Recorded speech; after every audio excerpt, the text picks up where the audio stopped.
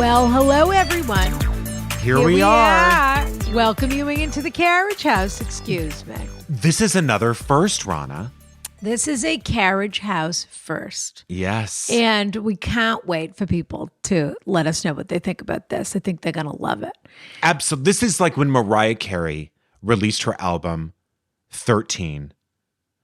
That might not have been what it was called, but it had 13 of her number one hits. Right. Okay, sure. Absolutely. Exactly. Or Madonna's greatest hits, which... Immaculate Collection. The Immaculate Collection. Exactly. That's what this is. This is the Immaculate Collection. This is the Immaculate Collection. But there will be no Justify My Love. Well... tomfoolery. Well, I don't know if that's true, actually, based on today's theme. But That's AKA... true. You're right. This is actually a pretty sexy one. This is our first episode of Classic Cliffhangers, is what we're calling it. As everyone knows, every week we have a cliffhanger letter from the free feed that we answer on the Patreon feed. So we've done, more than 6 months now of Patreon episodes? Excuse me. We started in February. We have a history. So we thought, wouldn't it be fun if we took some of our classic cliffhangers that all the free feed people don't ever get to hear the answers to? Yeah. And we put them into a little compilation for you. Are you in for a treat? Now, this week's episode, my understanding, now I have to be honest and say the staff really pulled this together. And Adam O'Byrne, Anthony, Brendan. Adam, Tony. Well, Brendan, I don't know whether he was involved or not. Dante, I never know what he's doing. So it's unclear. But for sure. What about Nick? Did he have anything to do with this? Who's Nick? Oh, Who Song? No. Yes. Oh, Nick. That's a person. Yeah. Yeah. I don't know whether he's involved or not. But what about Moose Muscleman? Did he have anything to do with this? What about Moose Muscleman? Did he have anything to do with this? We have to find out. The staff is growing and growing. Well, we'll have to do a classic Moose Muscleman episode because last week's episode with Christian Bruin was nothing but Moose Muscleman talk the whole time. Well, but yes, that's right. For our first classic cliffhangers, we're looking at letters that touched on matters, pardon me, related to carnality or the libido, the boudoir, insertion, the carnal embrace. Yes, all sorts of whatever openings. It is. Yeah, I honestly, Rana, I am. This episode. This is a little too. Now that I'm actually looking at this, I realize that this is a little bit racier than I probably would have gone for the first one. It's a little bit down and dirty, but I have to say this is a real moment of pride for me this episode. So we're going to mix it up right off the bat. Okay. Let's go. We're going to start with the dilemma of the molested minister. Oh, yeah. Yeah. Now, I don't know if any of you probably do remember this cliffhanger because it was read at the end of Free Feed episode 29 with special guest Trixie Mattel. Fabulous. And the answer came at the beginning of Patreon episode 14. So, ladies, gentlemen, others, the molested minister.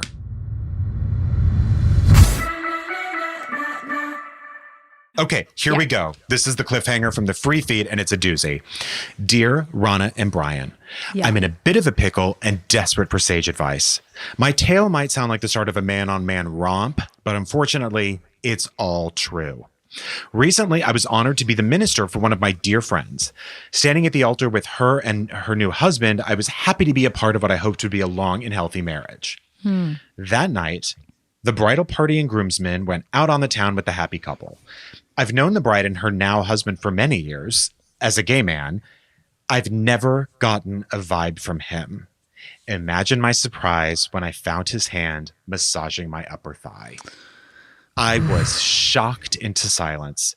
I hope they had an arrangement I didn't know about. However, as the night went on, the groom kept coming or cornering me. It says corning me, but I think that's a very different thing. Who has an arrangement on their wedding night? Yeah. It truly doesn't matter how cool and open you are. That's the night where it's your wedding night. Yeah. So he kept corning him. The groom kept corning me to discuss the grocery list of things he wanted me. It's funny. The groom kept corning. Want to get corned? Couple of kernels. I'm gonna corn you. What'd you do last night? Corned. Got corned. Got corned. Guy kept trying to corn me in this barn. I had to get out of there. The groom kept courting me to discuss the grocery list of things he wanted me to do to him. It became apparent that my friend was in the dark. For the sake of your audience, I won't scandalize. However, a lot of these are advanced techniques. If Brian needs context, please write back. I never wrote him back. That was a huge mistake. Because we wrote him back on your behalf. Oh, good. Did he say anything? And that's when we've got. Oh, that's what the update is. Yes. So Ron and I have not read the update, and we have not read the update. We haven't. Yeah. Because I'm not the devil made flesh, I did not reciprocate. However, I still received text messages from the groom wanting to talk, always assuring me that my friend is asleep. Help. Should I ignore him for the rest of time or make a plan to expose this philandering charlatan for who he is? There is a financial inequality with this marriage, and it would change my friend's life if they got divorced. Also, quarantine, signed, molested minister. So should I read the update first or do we answer this Absolutely. Okay. So basically we wrote back to this guy. Adam wrote back to him, producer Adam. Fabulous producer. And said, listen, Carriage House is very exclusive. Yeah. It's just friends. It's just almost 2,000 friends who are very exclusively spending some very quiet time together. That's right. Would you care? Is there anything you'd be willing to share with people in the Carriage House that you really wouldn't share on the free feed? And of course, what do you want Brian to know? So he wrote back with an update, but I haven't read it, and neither than you. Do you want to read it? No, I think you should read it. Me? What if it's going to be dirty? I don't know. I've literally not read a word of it. Of course it's dirty. He said if Brian wants extra details. Okay. All right. I'll read you dirty update. Okay. Thank you. You've read ahead. Just for a second, but I think it's all okay. Thank you for taking up my cause. Some extra info. Had I slept with the groom, his first sexual experience as a married man would have been cheating on his wife with me. I do not live in the same state as the couple. I do see the bride several times a year for the odd excursion. I never thought the groom was gay and closeted. In the past, he's gotten in trouble for talking to other women. I don't think he's ever disclosed his bisexuality to his wife. Rana, thank you for your continued wisdom and entertainment during these strange times. Brian, your mustache is wonderful. Don't let anyone tell you otherwise. That's very nice. Fabulous guest. Keep being you. P.S. Would you be so kind to not use my name? It's a little unique, and I would hate for the bride to find out this way. Cheers. I forgot the scandal portion. This I read ahead on.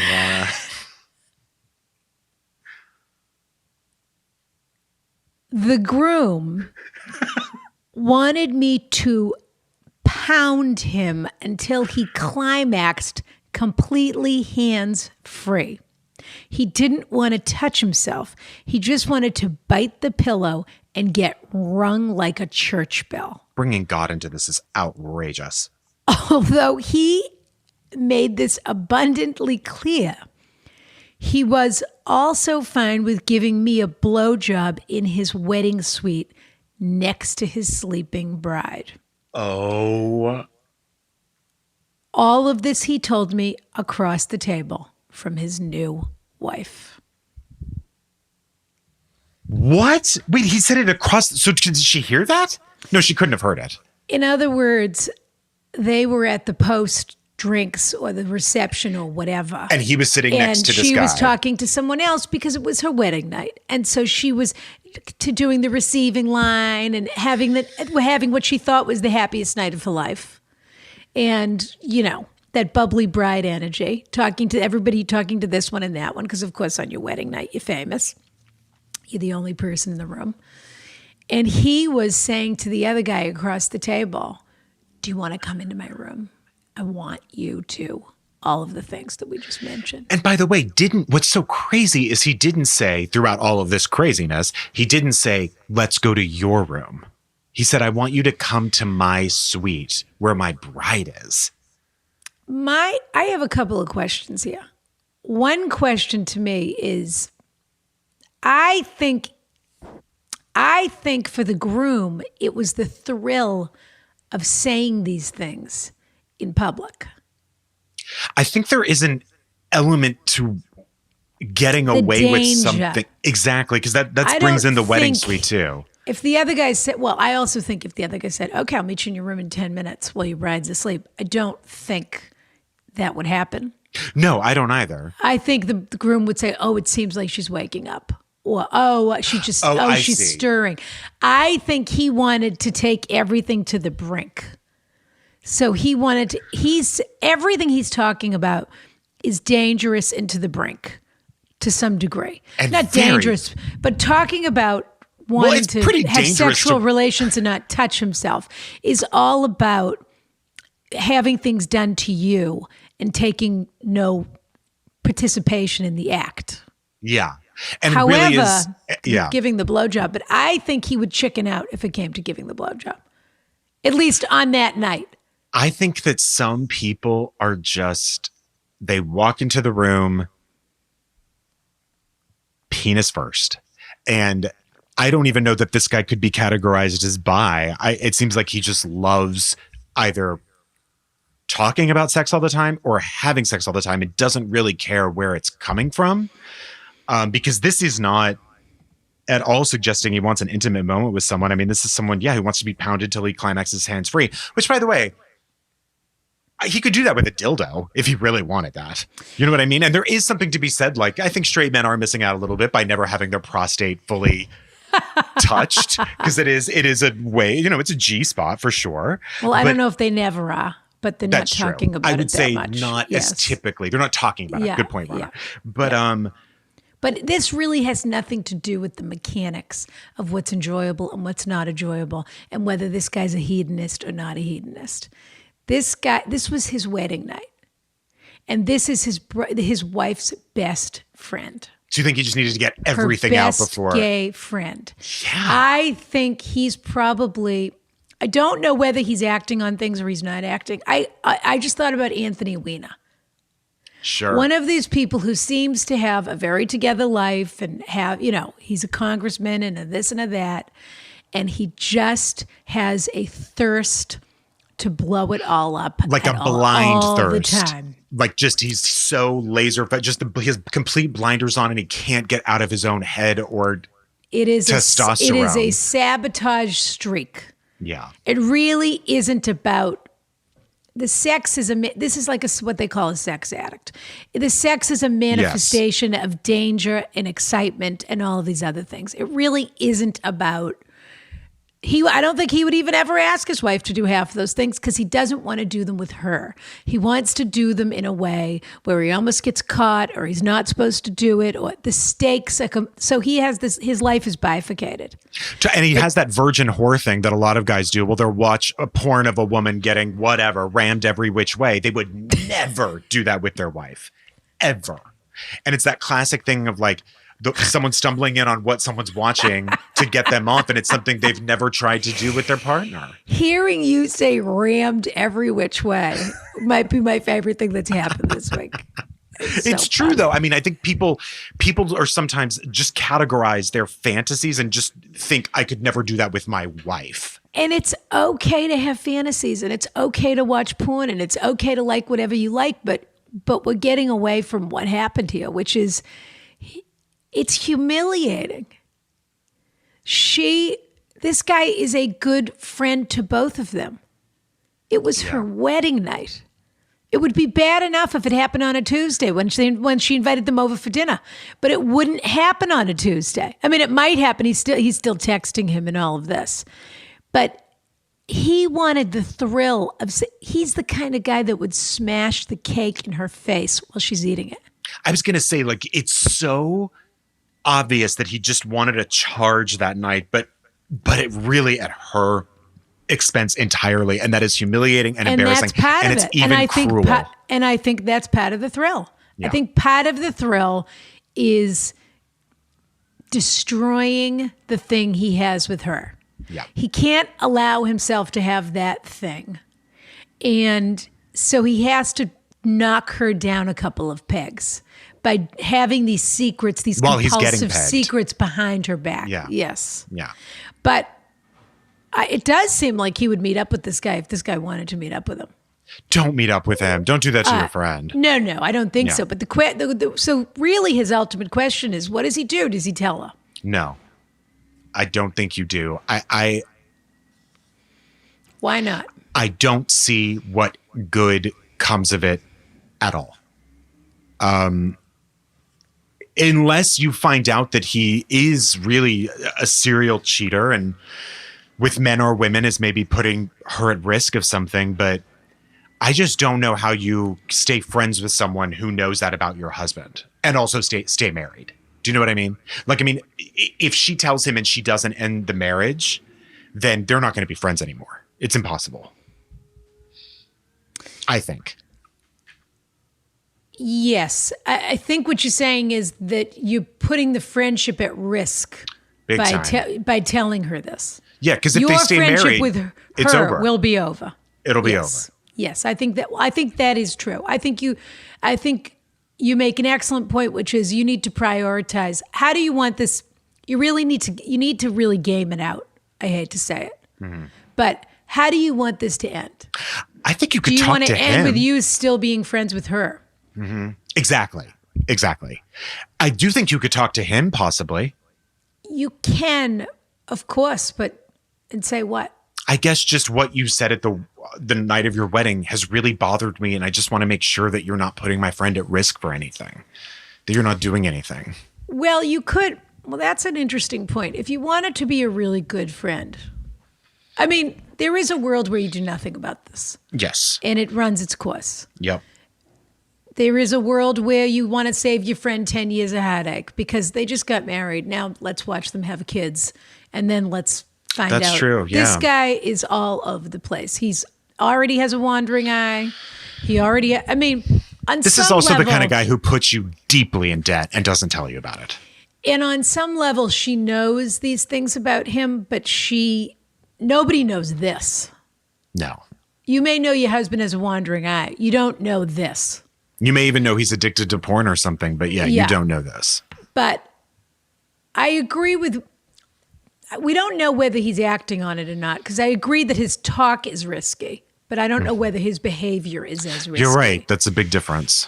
But I think if you're willing to fall on your sword and say, I'm going to save her 10 years, and I'm going to tell her, and she can either stay married to this guy or not. That's one option. Another option, I think, is you say to this guy, let's meet for a drink. Well, I would say in a public place, but I don't think that's really a thing now. I suppose you could go for a social distance walk or something. And I think you just very simply say to him, what are you doing? Mm-hmm. Just like that. Not even... Of course, you can get into, well, your text made me uncomfortable. It's really not even about that. What's going on? Mm-hmm. Are you unhappy with her? Are you blank? I mean, in a weird way, you have an intimacy with him now where you know something about him that a lot of people don't know about him. So you actually have the entree to say to him, look, I've known you for 10 years. I like you very much. What's going on here? What is this self-destructive streak about? Well, and he might say, oh, it's nothing, and he might laugh it off. He might this and that. And you might say to him, I want to be a good friend to you, and I want to be a good friend to her.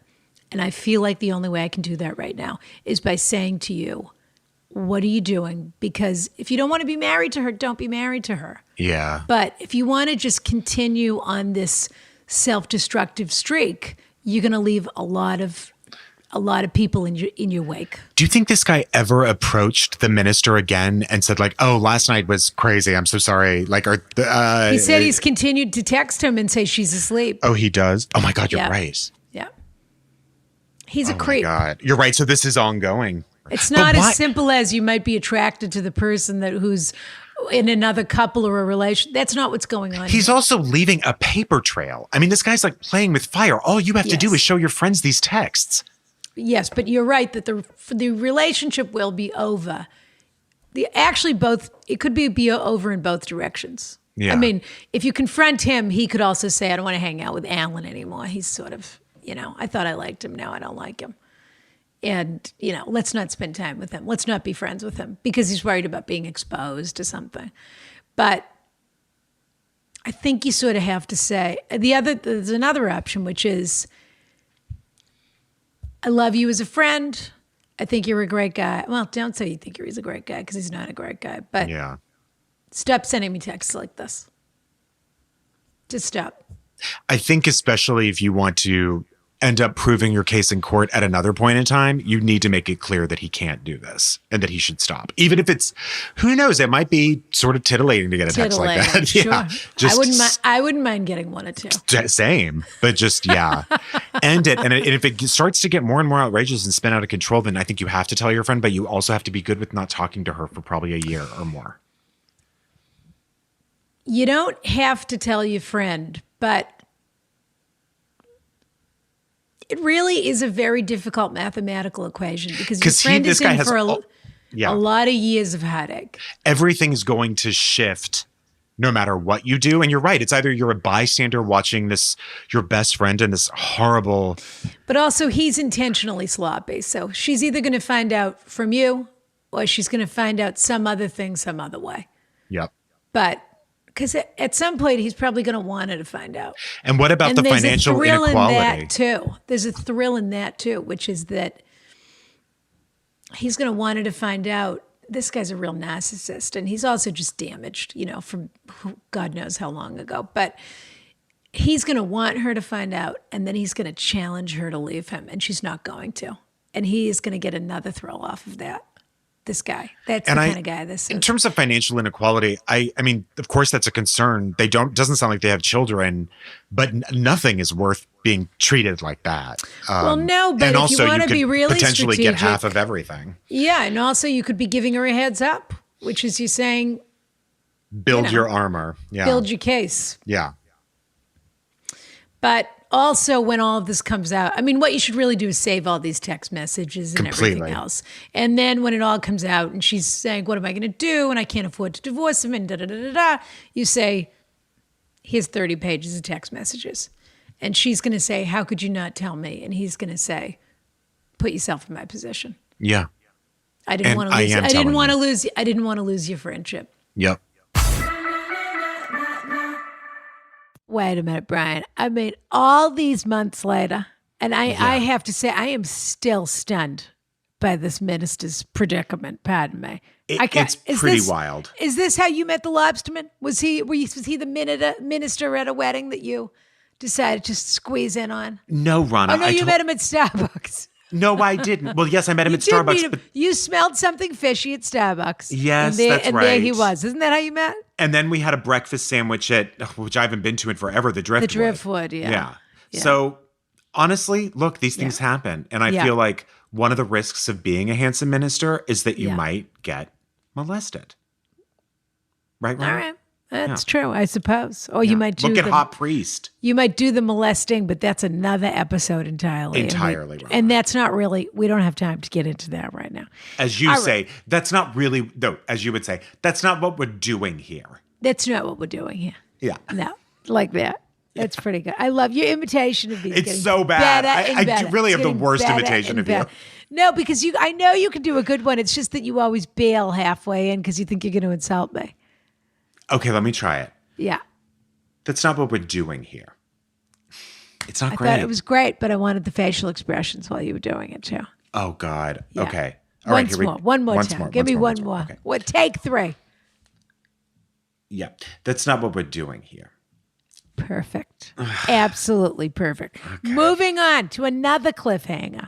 That excited, the audience, as I recall, people were very into this. This was first read on the free feed, episode 27, when we had glamorous Hollywood power couple Megan Rath and Jack Scott, wonderful, who have since been married since they were on the show. Yes, they were engaged when they came on the show, and then they were married during COVID. Which was I'm glad this show didn't ruin the relationship.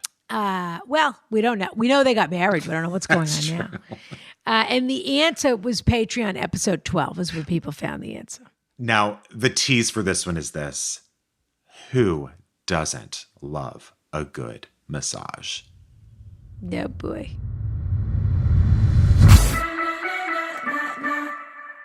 This is real drama, real stakes, real cliffhanger.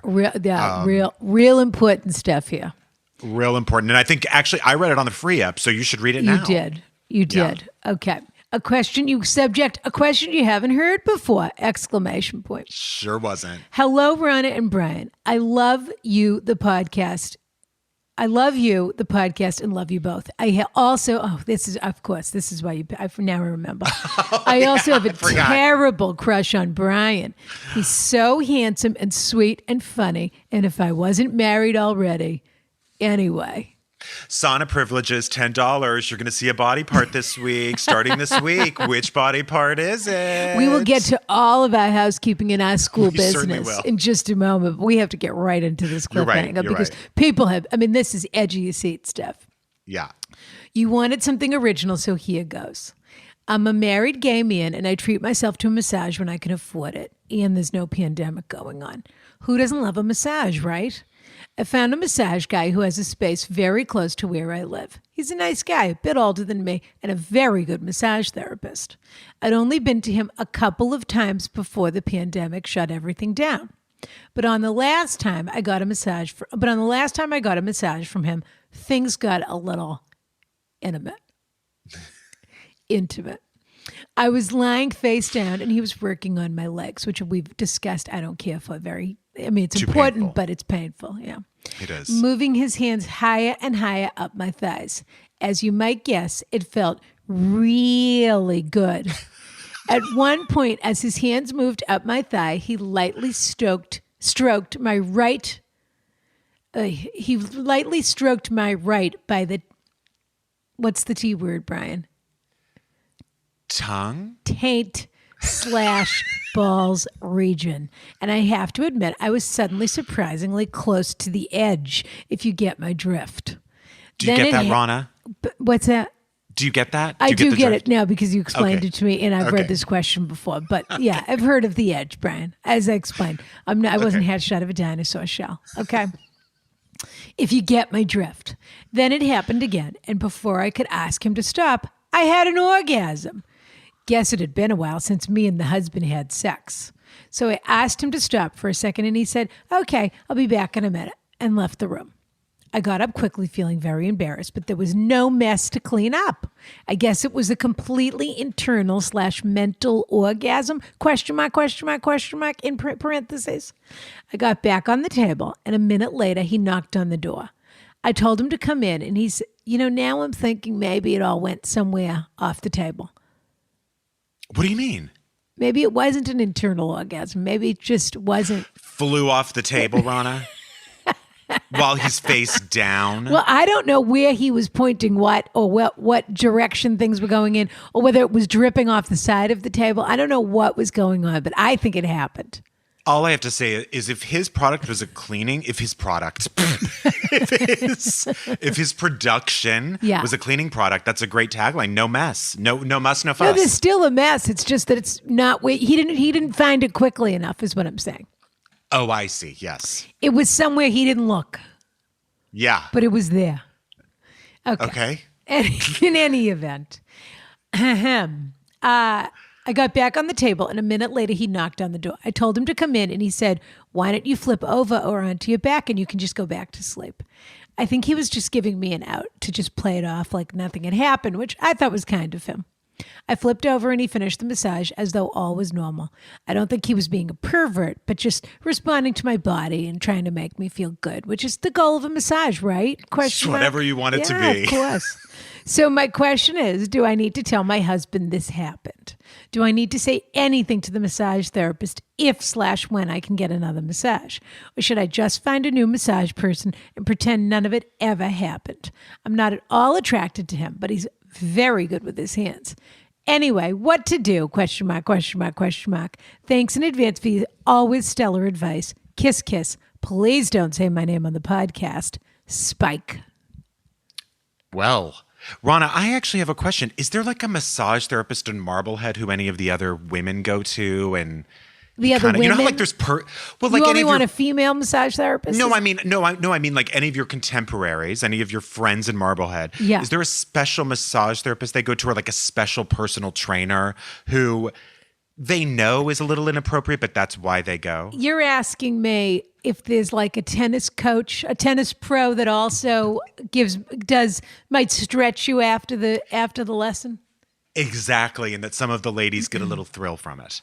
Well, I think, it changes from time to time because those guys can never stay in town for very long. But for sure, yeah, it exists at the club. Yeah. Do they have that at your club, Brian? Well, in most men's locker rooms, it's very insulting, but it says like, there are signs everywhere being like, please do not touch yourself or others. Well, I mean, it's truly like signs for children. Yeah. In the men's locker room. Well, how many times do we have to say this is the question? Exactly. Yeah. I do. Obviously, it's still happening. If they're putting up signs, it's like when you go to a nightclub and they say no more than one person in a stall. Yep. Yeah. Exactly. And because they think you're either doing cocaine or each other. And in a lot of gay bars, they take the doors off the stalls so that you can't close the door even, and that feels like a lawsuit waiting to happen. I couldn't agree more. No privacy. Yeah. What if you have to get a blumpkin in the middle of a Rana, you're absolutely right. It's such a cute word. I can't resist using it. I also love the phrase, it's such an have awful to get a thing blumpkin. Sorry, I don't have time. I have to get a blumpkin. Well, what do you do? Commit a blumpkin? No, you're right. Well, yeah, you're right. You either get one or give one, I would think. Yep. And but you could commit a blumpkin on someone if they weren't. If they weren't willing. And you know what? They really would be trapped because they're stuck on the toilet. Mm-hmm. Do you know what I mean? Mm-hmm. So like there really is no getaway. I guess you really could do that. I'm going to say something that might be inappropriate and that maybe we should cut. But I'll say it anyway. I'm going to say something controversial. Yeah. I hope no one gets upset by it. Oh, I hope they do. This has happened to me. I have been on a massage table that was not like a happy ending place. Yeah. Where this happened to me. Except it was to what degree? Nothing. I didn't climb out. Nothing like that happened. Brian speaks like he's on Dynasty. Like you live in that era. You talk about climaxing. I didn't climax. Yeah, that's Hollywood. Exactly right. You've been reading too much Sidney Sheldon. So I was on a massage table. Yeah. I was also face down, and they were working on my back. Yeah. And all of a sudden, I felt something really wet on my fingers, and I thought they were doing like a like a paraffin thing. And I looked down, and this person was looking right at me with my fingers in their mouth. And I know people are going to say this story is a perfect story to tell on our first video Patreon. I hate to tell you because I am blown away by this. I know. And see, here's what I want people to understand. This was a place that catered to men, but was not any kind of place like that. Where It was was this? just, I can't tell you. I'm not going to say the name. What city? Can you tell what city? It was in Beverly Hills. But not at a hotel or anything. Not a not a for everyone establishment. No. And by the way, this person's no longer there, so I don't know if someone got hip to the trick. But they're no longer there. And I thought it was bizarre. Did you think you were going to a regular massage place? Yes. To get, this is a spa that catered to male clients. So like it was sort of, so they also, but it still wasn't hookup-y. But it was a spa. Totally legit spa. I'm taking myself to a lovely spa to get a massage. Exactly. It wasn't in the back of a nail salon. No. It was nothing like that. This was their business. Kind of high end, honestly. I know where it is. So I looked down, saw the fingers in his mouth, and was sort of shocked. And I was like, did you get a tingle? No, I mean, honestly, I just thought, like, what is even like, I don't even know what my hand could be in right now. I thought it was one of those, like, paraben things. Or a salamander or a catfish. Exactly. I thought that all of a sudden I had been so relaxed that I was in the middle of a boggy swamp and I had caught a catfish. You dreamt a catfish had its hand on your mouth. So I looked down, he's there, and I said, oh, no, thank you. And he finished the massage, and I left. And of course, it was strange. It was odd. It's very interesting because it's more about him than it is about you. Oh, completely. He's a hand sucker.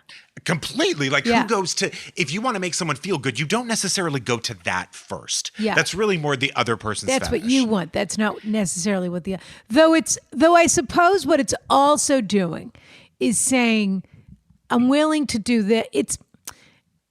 There's a certain amount of mimicry in sexual acts, if you catch my drift. So what he's saying is, I'm willing to do this. Call and response. I'm letting you know I'm available to put other things in my mouth. I'll be on. That's true. And I'll be honest with you here. There is absolutely nothing filthier than someone's hands, as we all know now. Yeah. I mean, it truly is the most disgusting. And so anyway, it so I was must like, have tasted like massage oil. I know. And so all that. So I actually only ever told one person this story because they told me, they were like, everyone in now the I've told the world house, yeah. because they were like, No, you need to file a carriage house. harassment suit, da da da. And it just didn't feel like that. I know for a fact he wasn't doing this on women because it wasn't that kind of place. He couldn't, but I know that he's no longer there. So I did not feel necessarily harassed. It was just extremely bizarre. Do you know where he is now? I don't. I've written so many letters to him, Rana, telling him how dry my hands feel, how I So need you it. said, no, thank you. That was your response? I said, I kind of giggled and I was like, oh, no, thank you. And then it was just, he went back to the massage. Yeah. What time of day was it? Good question. Early. Like, I mean, like a 10 or 11 in the He'd morning. had so many people's hands in his mouth. Oh, Rana. He had. I mean, that was his thing. Nothing is dirtier than a mouth and a hand. Yeah. Foot and mouth disease. Exactly. I might have gotten it. Okay, well, So is that's he not what supposed this to tell question his is. husband and not? No way. What do you think, Rana? What is the value of this information to your husband? The real question, there's really two questions inside of this. One is, am I going back? And two is, am I telling my husband? You're right. So that's really what the trick is. Because what are you telling your husband for? Yeah. You think I told Bob every time I took a water skiing lesson and somebody said, let me show you how to get up on your skis? I mean, What? it's nobody's business. I guess But- not. No, look, nothing happened. Rana, this between- is a very confessional Nothing- episode. I have to be look, honest with you. It's what I'm saying is, sometimes somebody says, "Let me check your life jacket," and they just check it a little harder than they have to, or they really don't Sure. have to check it. Rana, I bet you're a beautiful water skier. And I am a wonderful water skier. I have great form. I do Yeah. actually. I was I believe never you. a dancer, but I did win the dance award at camp. I will tell you that. So Are I you do kidding? know how to move. But you could tell that's the sort of thing I could tell Bob in a joke. After a couple of cocktails, if we were on vacation, I might say the guy at the scuba dock didn't mind helping me into my jacket today, if you know what I mean. Yeah. It doesn't matter. I don't mind letting people know who I'm involved with when other people find me attractive because let's give the situation a little friction, shall we say? Sure. There's Yeah. nothing wrong with saying. Somebody followed me around at the grocery store today. Doesn't matter. You don't have to tell them it was a homeless guy. You just tell them somebody was following me around at the grocery store today. Honestly, yeah, it makes you feel like a desired woman, especially in your husband's eyes. But this guy, that's not what's going on here. He wants to know if he he knows we're going to say don't tell. And then he wants to know if he's allowed to go back. Those are the questions. And I think an ongoing relationship, I think people do this sort of thing all the time.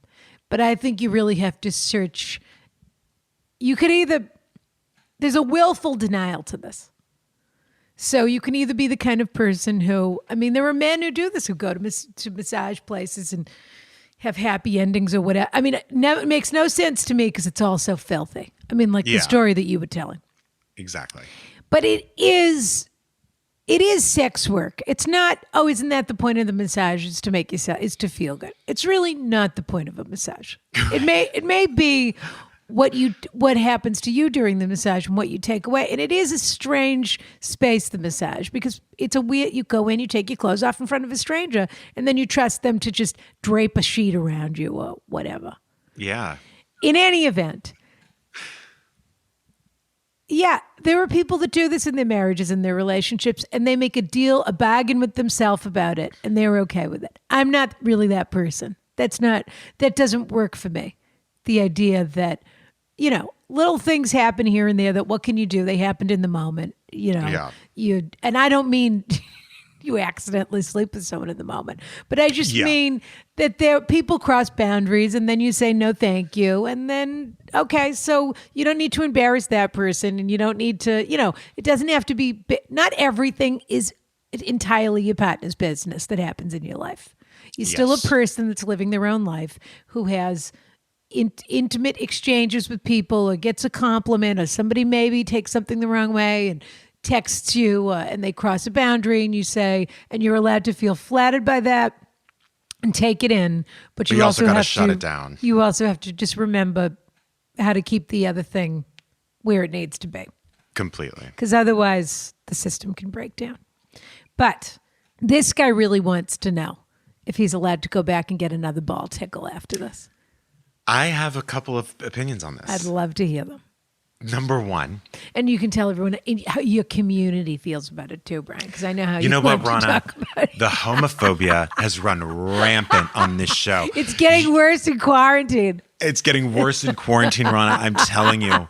You have no appreciation for gay sex. You And love one day to I'm gonna talk about your community. And one day I'm going to tell, well, because I am the representative for it.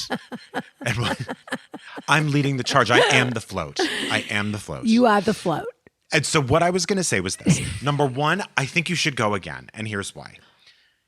I'm telling you, Rana, this will only exist as one of the most pleasurable experiences of your life unless you go again. And I swear it will be shattered. There's no way anyone can make you feel that good again. It's never happened for me. There's just no way Not that since you met that catfish in that bog. Has anybody Lightning- made you feel that way? Lightning cannot strike twice. It just can't in that way. Okay, that's number one. Number two, what I would also do, Yeah. if you really want to feel better, because honestly, probably the honest answer is you can't see him again. Yeah. But what I would also consider doing, Also, you did push him off the first time. So how are Yeah. you going to signal to him that you're open to it now? You've already sort of broken the magic. But anyway, go on. get your husband a gift certificate for a massage there. See if it happens to him. And see if he loves it and see what he says to you. And if it's nothing and he wants to go back, then you go back too. That's sort of a fun side game. God, you know how I love a side Yeah, game. I like that actually. I think it's sort of a mischievous side game. Yeah. And then if Unless he your doesn't say husband anything has any kind of trauma issues, a child or whatever. I mean, if somebody touched your husband's body, Of course. without him ever wanting to, Of we don't course. want to send him, It's a fine line. That's absolutely right. Yeah. Okay, Rana. I don't think what you do need to think? tell you. No, you don't need to tell your husband, but you seem to want to. But the real question here is not to tell your husband. Of course, you don't tell your husband unless you feel like telling him because it's funny. Yeah, exactly. But exactly. That's only you know that relationship. But if you think this is going to hurt him, and also you did not instigate this, why tell him? We haven't even addressed I guess we have the issue of the disappearing orgasm. It's very Brian strange, Safi Rana. in the case of the disappearing orgasm. Your Crime No, Stoppers. this is for Acupoire, aka Your Crime Rana Stoppers Quick. lab is more busy than it's ever been before. It has been very, very busy. Yeah. What I've was got your my other pencils. case? The case of the thirsty Oh God, tuchus. what was it? The case. Yes, the case of the thirsty tuchus. And then- I also have my pencil, and I was on the move for something. I would love to watch you in a Crime Stopper show where you play a detective because in this, I can completely see in the movie of my mind. I completely see you opening your eyes on the massage table and seeing your hand in the catfish of West Hollywood. The case of the catfish. It's true, Rana, except really the dynamic is more you're Penny and I'm Inspector Gadget. Like I really couldn't actually solve it. It would just be some You'd look aside great in from the you that trench would coat, actually though. solve the case. Thank you. Okay, we should move on. Okay. Now, the disappearing orgasm, I don't know. I gave my theory, which is that it was hanging off of a shelf somewhere instead of or hanging off of the bed instead of hanging off. It was just or it became buried, candle wax or buried on a in a candle. sheet. I don't think he had enough time to actually explore to see where it went because I think he was nervous about the guy coming back into the room. That's my take. When I hear these questions, Oh, boy. one after the other like this, I'm not kidding. It sounds like we're running a total NC-17 podcast over here. Well, you know what, Rana? Again, it's another real point of pride. I think we are earning that E for explicit rating on Apple Podcasts. I mean, I have to be honest. I mean, I don't really appreciate Adam and Tony slipping this kind of content. No, into- they told me. We're going to get... Oh, you're involved in this? They wanted to do something else. And I said, you know what, Adam? Listen, everyone wants a little touchy-feely right now. We're all alone. Let's give it to them good. Okay, this is absolutely this is so outrageous to me. And this guy, I mean, is this what happens to men on massage tables? That's just it. Men go get a massage and the tug is always included. Well, not always, but it's happened. It's still not clear. We still don't know if he ever found the shall we say the expulsion.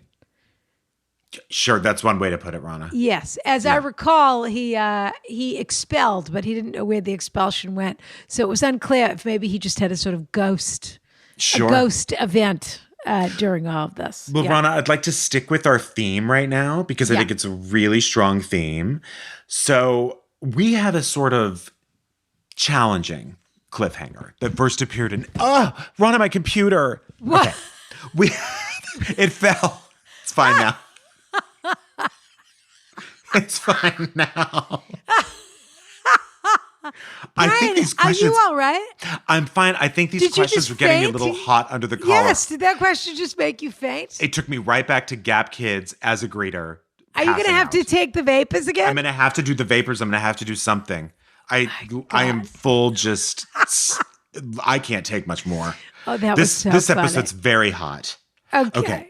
Yeah. We have a sort of challenging cliffhanger that appeared in episode 32. Yes. And in episode 32, by the way, was former barman to Dr. Bob, but also television icon Mike Schur. Harvard student bartender / NBC Universal TV mogul Michael Schur. Inventor of every brilliant show on television. Correct. And the answer you're about to hear came in Patreon 18. He was a fabulous guest. We should have him on again. He was so engaged in the task. It's very so engaged. True. He was very present. Yeah. And listen, we all know that relationships are very hard. And relationships can mean a lot of different things. And relationships, when you use the term really loosely, can be really hard. Thank you, Rana. Yeah.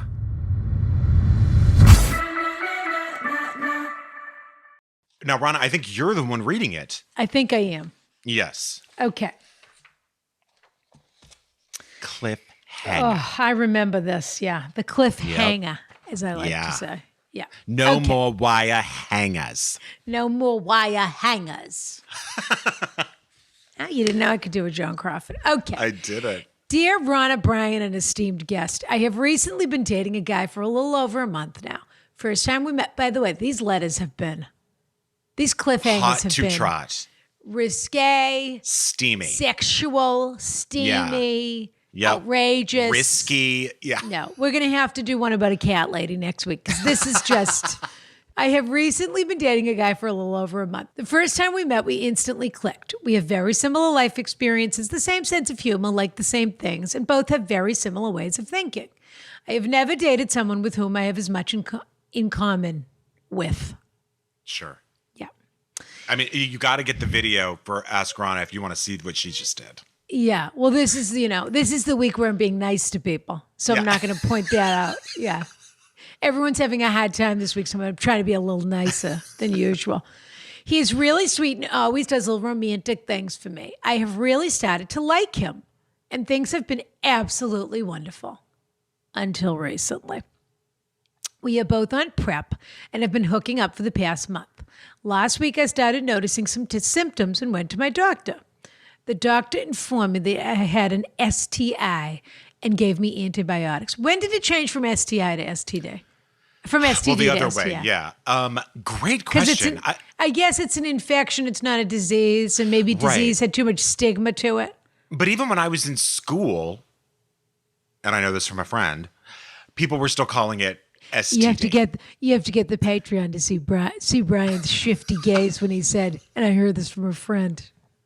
No, yeah. STI, I think. That's sauna privileges information. It certainly a little is. Eye shuffle, a little clue eye shuffle. The doctor informed me that I had an STI and gave me antibiotics. Since I've not hooked up with anyone else than him since we started dating, so he is the only person who could have given it to me. I know I am partially to blame here because I should have insisted on using protection. I told him about the infection so he could get treated. I asked him if he has had sex with someone other than me since we started dating. He said that he had sex with someone around a week and a half ago. Oh. He apologized a week and a half ago. I mean, that's yesterday. I mean, who wrote? When was this written? Not long ago. No, it's not like from February. No, and a week and a half ago may as well be yesterday or may as well be tomorrow. Yeah. It's just not a long time. No, you're within the window period of many STIs. Including COVID infection for including COVID. 14-day incubation. He apologized to me about the situation and went to an urgent care that night and got on antibiotics. We never explicitly said that we were not having sex with other people. However, given how serious things were getting in the relationship and the fact that we were in a pandemic, I thought it was implicit. He never mentioned anything at all about seeing other people or sleeping with other people, and when I asked directly, I could tell he was hesitant to tell me about it. Who wouldn't be? Yeah. His hesitation did not seem... I was just laughing at the idea of if somebody said to you, I went to the doctor, I have an STI, I want to know, have you been sleeping with somebody else? And you said, of course, and it's wonderful. I mean, the idea that anyone would be in a terrific, I meant to tell you. You know what? Of course I'm sleeping with other people. I have to tell you, maybe that attitude would be infectious, and for a second, the other person would get tricked into being like, yeah. You are? Oh my God, that's great. And it's a blast. Yeah. His hesitation did not seem to be defensive in nature, but seemed to be more due to embarrassment and not wanting to jeopardize our relationship. Okay, well, we're already doing a little rationalizing and magical thinking here, but in any event, my question is, do you think that this is something to end things between us, or should we continue things but discuss more explicitly our expectations? I know STIs happen, and I think he handled the situation the right way by apologizing. You asked for the apology. Getting treated immediately and telling me the truth. All things that were activated by the fact that you caught him. Not active decisions that he made. But, however, it also seems like a red flag. We've only been dating a little over a month, so I don't know if that makes things better or worse in the situation. Should I just see how he handles things from here, or should I just end things right away? Thank you so much. I would prefer my real name not be used if you decide to answer this question on the show. Can I just say, if you don't want us to use your name, send us the name you want us to use. Yeah, get clever. Or don't sign it your name. Another great option. Yeah. I mean, we're never going to use your name unless you sign it with your name. Yeah. That's true. Anyway. Okay. I'd love to know what you think, and I think you're going to be surprised by what I think, but let's hear what you think. Are you going to be surprised by the fact that I think we're going to think the same thing. Well, I don't know That's really. That's what's going to surprise you. My first thing that I want to say is a little over a month, I'll say this, in non-pandemic times is nothing. And I do, however, so I think you probably should have had that conversation if that's what you wanted from the relationship. Yeah. However, I Meaning also to be think exclusive. Correct. I also think that people lead you into thinking that's what they think. Do you know what I mean? Okay. Like, I'm sure this guy said something to him like... I've never felt this way about anyone in my life. Exactly. I'm sure there was a lot of dancing around it, but since he didn't explicitly say it, maybe he thought, well, you can't really bust me on this. I do think that it is wild that... And this is someone who is I have certainly sown some oats in my day. I hate that expression. But... This is also someone who's sleeping. I didn't force you to use it. I know. This is also someone who's sleeping around during a pandemic, during COVID. And risky. That's one risk this guy is taking. Flag number I'm one. glad you're on PrEP, by the way. Thank goodness you're on PrEP with someone like this, because this is someone who does not really have, your health is not his concern. And it doesn't really sound like until this letter that it was your concern, your health. So, except for PrEP, which is thank goodness. But I think this guy felt good about the fact you never had the conversation, and so he couldn't really get busted on anything.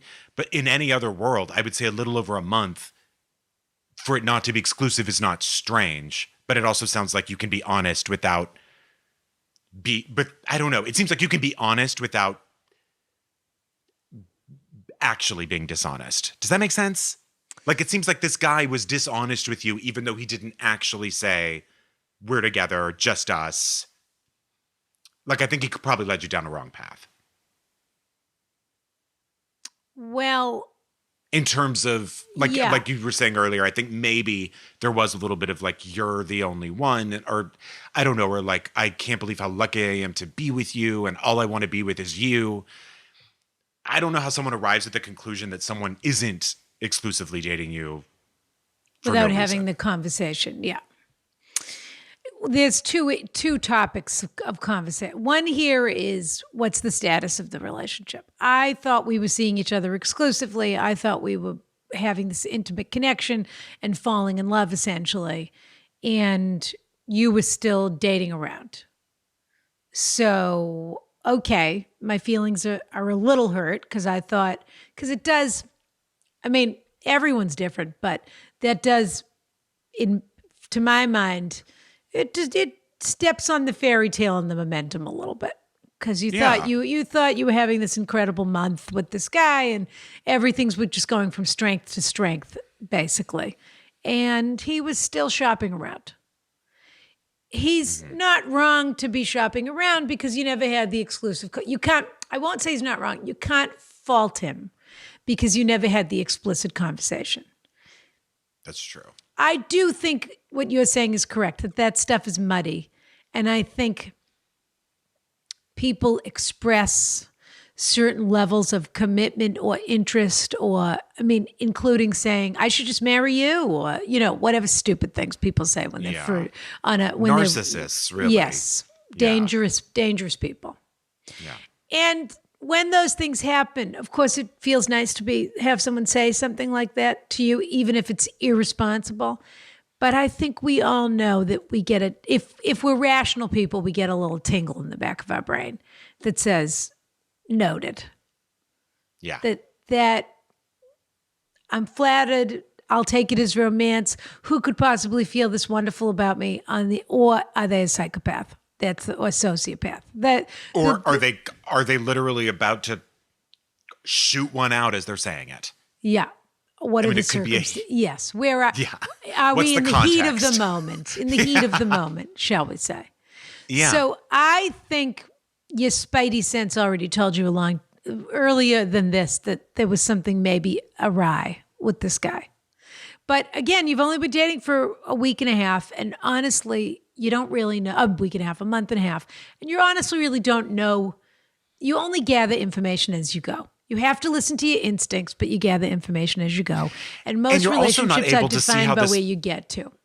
You're also not able to see how this person acts in the world. I mean, you have no idea. However, how does he? Yeah. I mean, completely. Yeah.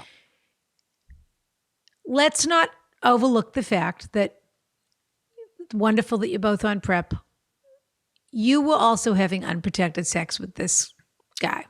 That was your call, and that was your body, and that was your choice. That's right. That's right. And anytime you have unprotected sex, there is a chance. And look, I'm not saying you could be married to somebody. I'm not saying everybody has to have protected sex all the time.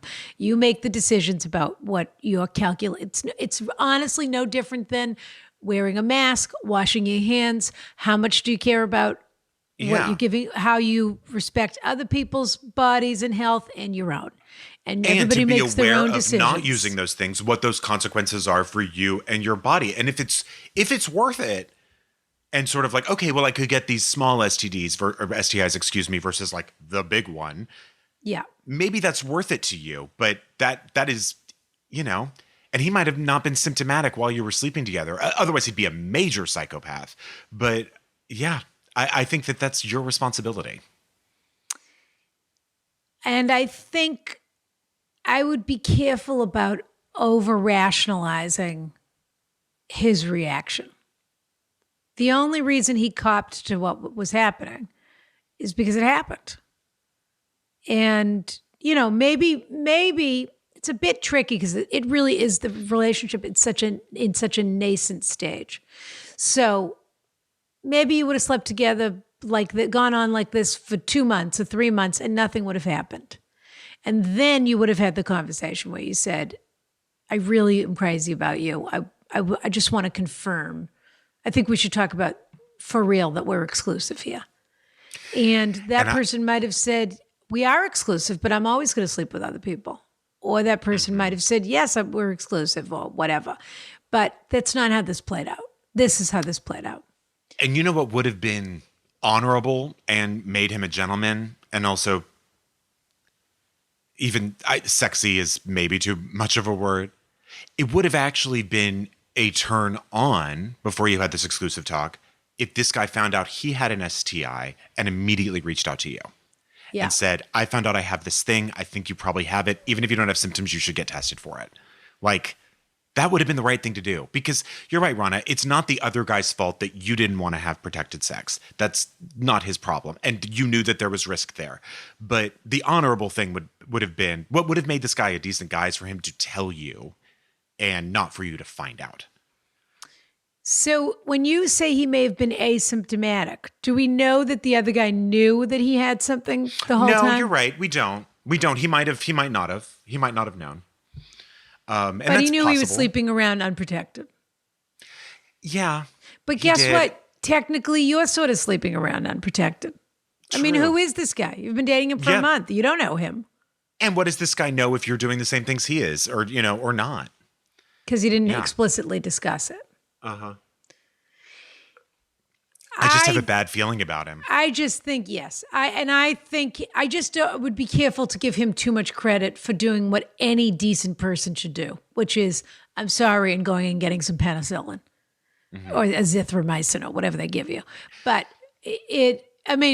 sure. And that seems like the time to talk about exclusivity is right there. I mean, he went to I have to give him credit. He went to urgent care. I hope so. He has an infection.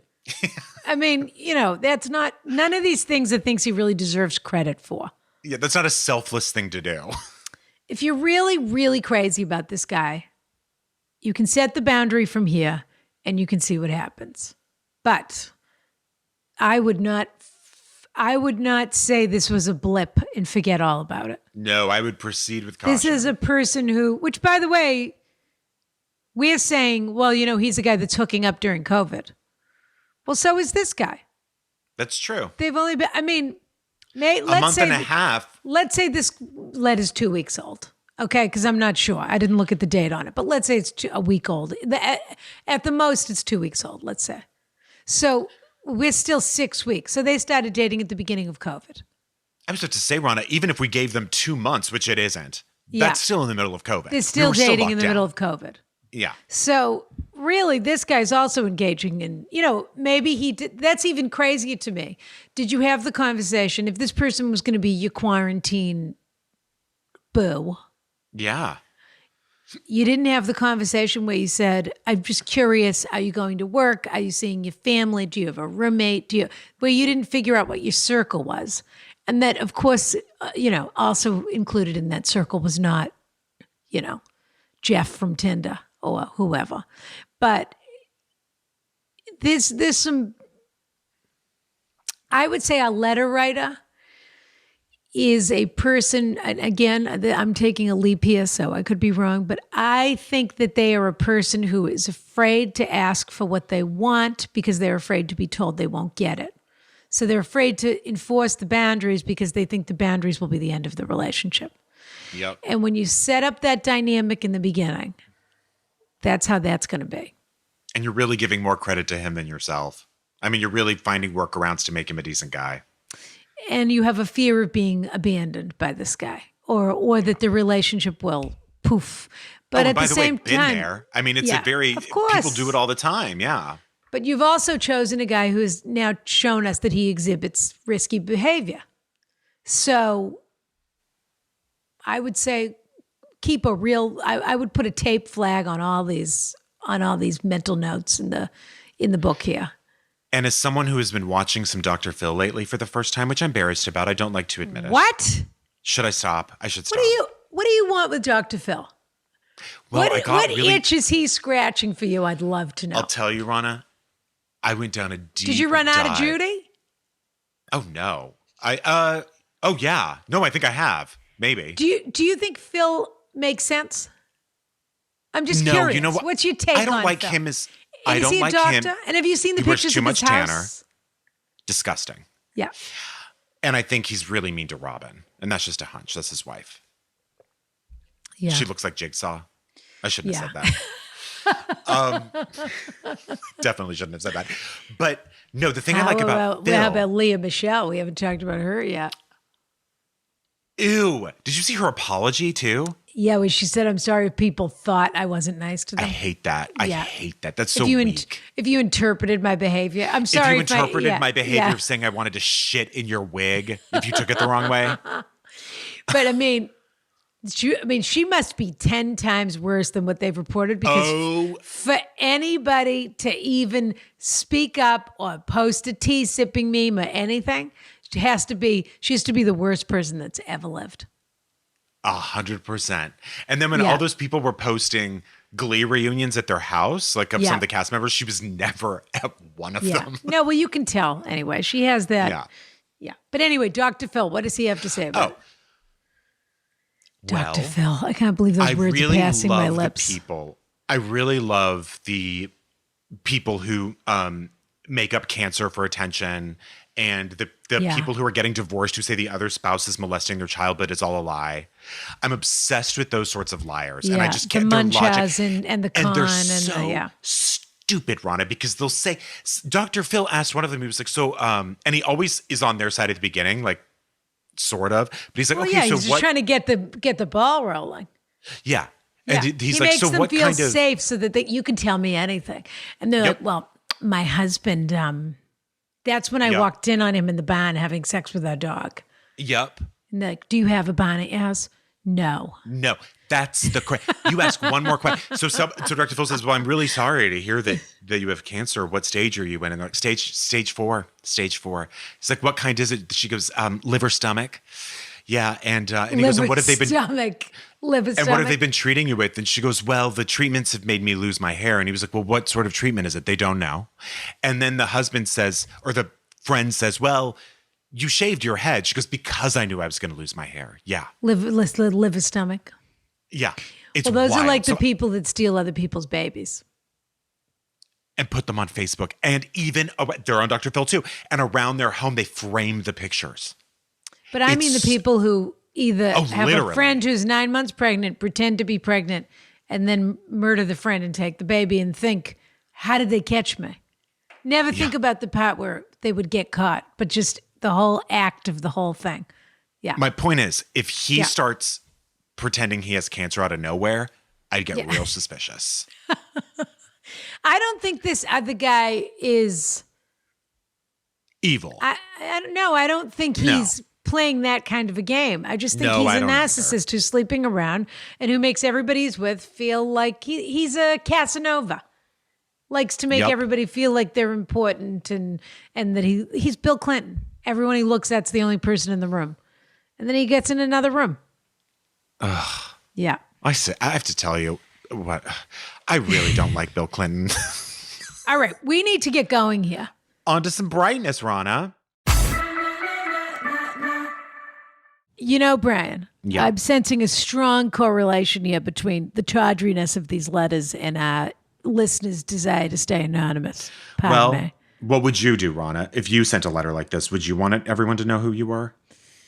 I don't know. I think I have to be honest. Thus far, I think our advice still stands up. It's perfect. Yeah. It really there is. isn't much It actually I would really change. is. Yeah. There isn't much I would change. I'm with you. All right. So now for our final cliffhanger. And I'll confess right now, I had a hard time when we read this letter on the free feed with Ellie Kemper when it first appeared. Episode 31, pardon me, when she was quarantining in St. Louis. I don't know where she is now. I've got to check in with her. I sent her a Dash egg cooker and a Dash waffle maker and the coffee. So I haven't checked in with her to see how all of that has gone. Well, that Dash egg cooker was really going to be a game changer for her Her husband. Yes, because he was very proud of the hard-boiled eggs that he had been providing to the family during quarantine. Exactly. Yeah, but she was. So we sent her something to get Day. her power back. I did get, by the way, as I recall, a few complaints from people telling me that I was a snob because I thought she should spend more than $14 on a husband for Father's Day. But in any event, here we are. And for all I know, she may never speak to us again. Maybe this isn't why I haven't heard from her. We pushed it, Rana. It might be the cliffhangers the reason I haven't heard from her. That she has such a wholesome yet mischievous demeanor. And here we were pushing this absolutely crazy question on her, which I'll tell you right now, the answer comes from the beginning of Patreon 16. But I very clearly remember the subject line of this letter was, "We're both sluts, question mark, exclamation point, exclamation point." As I recall, even reading this question made me laugh out loud. Without further ado.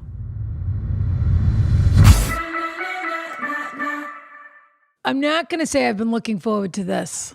What do you mean? Well, I mean, Rana, here we go. This was a cliffhanger. You have got to control. Oh God, no kidding. You have really got to. What do I have to control? I have to control? You have to open your eyes to a new world filled with new words and new positions. Oh, here we go. Yeah. Oh, this is the thing you were saying. How I don't place enough value on male action. That's right. Yes. You undervalue it. You've said that before, that you feel I'm dismissive of male on male action. And that's why you like to be explicit as possible when you talk about it. I'm going to get you a subscription to Falcon Studios. And what is that? It's like a porn studio that's a little more hardcore than like a Corbin Fisher, so that you can really see. Or a Sean Cody, which is another one. So you have to get a subscription to these? No, but you do. I think some of them you do have to pay, or I could just like send you some links on Pornhub or something. It's up to you, but I really think you need to spend a night getting cozy with it all. Is that what I really need? All right. We gotta get this question. This one is for the people hot, that hot, didn't hot. have the pleasure of hearing this on the free feed. Let's hear it here. Yeah. Dear Rana, Brian, and guest, as we know, this question first appeared on the free feed. We have guests on the free feed. We don't have one today. Dear Ron and Brian, my boyfriend and I have been together for about 8 months and have always been very chill and open in discussing the possibilities of opening the relationship if we felt it was right. Well, we are currently on separate ends of Texas for a month, and while we've been apart, I've been using Grindr, with Bay's permission, to chat with some guys. Late this evening, I got a message from a man right down the street offering $100 to eat my ass. I was tempted. Yeah. I think that's great how you say that so casually, Brian. I think that's wonderful. How that Tish education comes into play when you read these letters. I really do. I'm an evolved person, Rana. That's what I love about you. There's nothing judgmental about you. You're so accepting of what everybody wants to do, and this is normal. Everything is normal. Everything is normal. Yeah. That's right. Nothing could faze me. Not even crying, laughing at the phrase, eat my ass, which I'm clearly doing. I was tempted and asked my boyfriend how he felt about me accepting the offer. Okay, Rana says I have a problem of not going back to the sentence before. I never said it was a problem. I said you're right. You just noticed it. However, I think in this case, they need the previous sentence. So I'm going to read it. You did say you admire it. I admire that you can pick up any way you leave off. Yeah. Late this evening, I got a message from a man right down the street offering $100 to eat my ass. Sure. I was tempted and asked my boyfriend how he felt about me accepting the offer. He told me that he was uncomfortable with that, and I accepted how he felt. Yeah. The man then raised his offer to $200. Sure. And I accepted. Who could blame you? Yeah. Without telling my boyfriend. After it was over, I immediately felt terrible and called my boyfriend to confess to him. He was obviously shocked, hurt, and angry. In the following discussion, it somehow came out that he had been talking to and accepting money, $300 whenever he needed it, from a man whose relationship to my BF began as a sexual encounter. He told me that this has been happening since the beginning of our relationship, and now I also feel betrayed. I know I betrayed his trust, but I also came clean immediately. And I know that my BF didn't have sex with this guy, but he's kept this a secret from the beginning. I love him so much, and I want to make this an opportunity to grow. But I feel very confused. Who's at fault, and how do we proceed? Thank you for your collective wisdoms. Parking. Also, I forgot to mention that the subject line from this email was, we're both sluts? Question mark, exclamation point, SLUTZ? Yeah. Well, no, I actually think what you are is a whore and not a slut. And I'm talking technical terms. Well, you better explain yourself now. I'm not passing judgment. Mister, anybody can do whatever they want. They can. I'm not passing judgment. I'm just saying, like, if you're doing it for money, I don't consider you a slut. I consider you like a sex worker. Right? Oh, I see. Okay. So you're saying not a whore, but I guess that's what a whore is. That's the worst way to describe that. Yes. A prostitute. You're saying, I just said that for effect. You're saying it's a transactional word as opposed to a judgment on how many people you choose to be with. Exactly. Yeah. Neither of which are wrong. Very important distinction. Neither of which are wrong. Be a slut. Be a whore. I think those are great words, but the difference is that you're not being honest with each other. The $300 thing. Is he saying he just takes money from somebody who he used to be? He doesn't do anything for it. That's what is intimated, yeah. Yeah. He feels guilty because he's been taking money from this guy, but he doesn't do anything for it. It's just that relationship started as a physical relationship. So basically, what he did, that's interesting. So this is a game of inches that these two are playing, if you don't mind my saying. No, that's actually, I've never heard that phrase, but it is perfect. And it goes, I mean, you can think about inches in all kinds of ways, but it's inches. It's inches. Yeah. According to, what's his name? Kobe Paca. Who's the website you're going to send me to? Oh, I'm going to send you to Falcon Studios, Corbin Fisher, and Sean Cody. And who? Sean King? Sean Cody. The snowboarder. Sean King. Yeah, he has his own. I'm going to send you all his porn. It's all redheads. His site's all redheads. It's redheads and red bottoms. Yes, of course. All redheads. Yeah, natural all redheads. That's natural right. Redheads. That's right. But this is a game of inches. So these two who have, I think my favorite line in the whole letter is, we've always been open and honest. We've been together for 8 months. We've always been open. There's so much time in this relationship that they have established a pattern where they've always been open and honest. And we've always said, if we want to open this up, we will always, it's hysterical to me, the veneer on this relationship. But what I mean by a game of inches is they're each being totally deceitful to the other. But they each want to hold the moral high ground. Yeah. So they keep saying, the end of his thing is this. And he says, well, I did something too, but it wasn't as bad as what you did. And his final question is, who's at fault? Like, you're right. They are playing this game because his last question is, which one of us is wrong? Scorekeeping. Yeah, exactly. Yeah. The answer is, you're both playing the same game. Completely. You're basically the same person, the two of you. Which is probably why this isn't going to work. Yeah. No one just as Judge Judy says, no one would just offer to give you money out of the blue. No one just offers you $300. No, they hope. Well, though, unless it's a much older man who just is hoping to keep you around for, playing a long game. But that's not free money. I mean, I guarantee you this guy's... Also, what's with these quick bursts of money? Is there an addiction issue here? Who needs $100, $200, $300 bursts? I think you're right. I think it's like playing the slots. Yeah. Yeah. There's a little burst of money that's needed here. I wonder if there's another element going on, a little party popping going on between these two. If you don't mind my saying. Also, like, why are you letting a stranger eat your ass in the middle of a pandemic? Here's who's not, well... I wonder if it's the safest orifice, but I doubt it. I really no, because it can be transported through fecal matter. Yeah. And I also have to say this, in terms of like STDs, it is one of the safest. It really is. Make sure you write down this episode should be called "Why Are You Letting a Stranger Eat Your Ass During a Pandemic?" That's the name of this episode. And now is just not the time for that. And why didn't we ask that question first? That was really the first question to ask. Yeah. These two that is something that there's no way you can do with a mask. These two are both risky and deceitful. Sure. That's what they are. And that's probably how they got together in the first place. But they don't ever want to. They're actually fighting to not be the riskier and more deceitful one. If that makes any sense. They each want to think that they're doing a moral thing. And by the way, nothing you're doing really is immoral except your dishonesty about it. Correct. But they both come from some kind of a background where they judge themselves for their own lifestyles. Texas. Correct. Yeah. Church. Mm-hmm.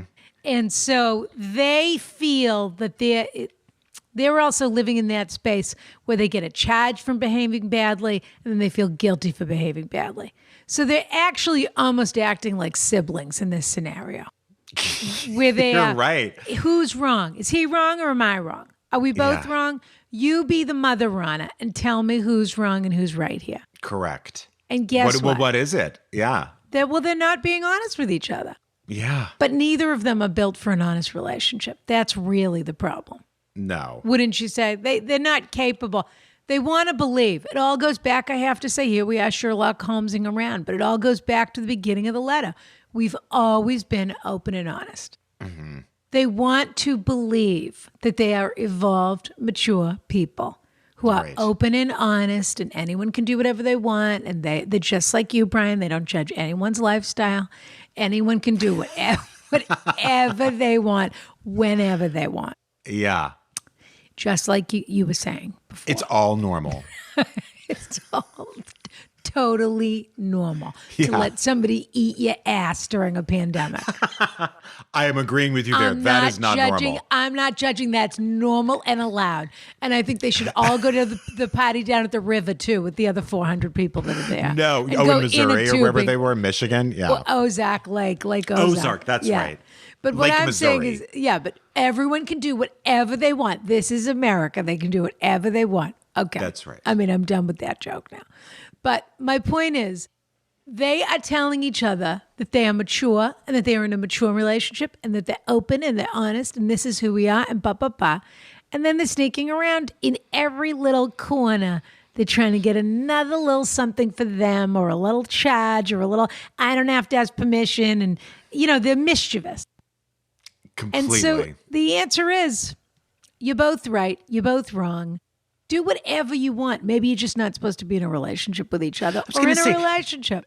Being in an open and honest relationship, first of all, does not necessarily mean it's a good relationship because you could both just be completely different people, A. B, this could have all been avoided with one uncomfortable conversation before you did it. All this terrible feeling. And you know that. If you're so open and honest, you could have said, he's offered me $200. I'm going to take the money. Right. But the issue is he wants to do what he wants to do without asking permission. Yeah, well, you so can't. there's a built-in resentment there. Unless I took the $200 I wanted to. I wanted to. There wasn't any discussion at the beginning saying like, while you're gone, you can hook up with whomever you want to for money. I mean, it just is. Otherwise, then it would have been fine. But I don't know that they wanted this to be fine. And that's where I think you're right about the mischief making thing. Because they both want to believe that they're the kind of people that can be in a committed relationship. Yeah. And this really isn't a committed relationship. This is just drama. 8 months and you're sleeping with other people and you're on the other side of the state for the past 3 months. So really, that's 5 months. I mean, I don't know. I think it was 1 month that they were apart. Oh, it's been 1 month. Okay. Anyway, who cares? The point is, relationship is drama. This is not a mature relationship. Yeah. The rules can be whatever they want to be in a relationship as long as everybody feels okay with them. As long as everyone's on board. I think it's pretty rare that everybody's on board for these kind of rules all of the time. It's true. And I think this kind of behavior, and again, tell me truly, honestly, I mean, we're making a lot of jokes in between here, But is this normal to take money all of the time from people that you meet on Tinder or? I actually don't think, I do think I don't think it's abnormal. I don't think it's certainly typical, but I don't think it's, I mean, I've known a lot of people who have done that, who do have done that in their lives. And even in college, I had some friends who would do that, and it just never really seemed like a big deal to them. But also what you're saying is $100 was enough $100 was difference enough for you to be honest with your boyfriend and not to be. That only took $100. Well, that was quite the trip down memory lane, Brian. Rana, I felt like a fawn in those cliffhangers. And now to do that retrospective, really, I mean, it just shows how far we've come. Yeah. Well, for me, I felt like now I'm going to go take a 45-minute bath. And then when I'm done with that, do a 45-minute Zoom dressing down of the staff, which perhaps you'll be included on. Oh, I have that thing. For the absolute smuttiness that they decided to resurface for classic Cliffhangers #1. Well, but there we are. This is what I'll say, Rana.